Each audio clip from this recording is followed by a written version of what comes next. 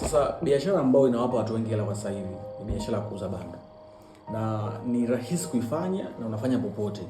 Kwa mfano sasa hivi kuna hii biashara imeingia mpya kabisa, hii billing system, biashara ya kuuza voucher. Yaani mtu ana router yake labda ya Tigo, ya Voda au ya Airtel, anakata kibali tu cha kuweza kuwa anauza voucher kupitia router yake katika eneo ambalo anakuwepo. Kwa mfano mtu amenunua router yake 100,000 na shilingi 10,000 ya Airtel, ile audio 5G. Ananunua na extender moja maybe ya 1,500,000. Alafu pia zile Cat 6 wire zile sio hela nyingi, ni gharama kawaida. Anakuta ametumia laki 4 tu ku accumulate vitu vyote hivi.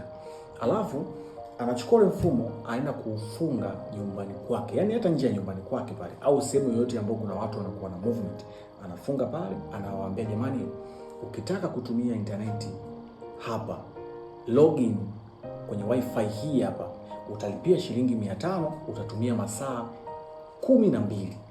Ukitaka masaa 24 utalipia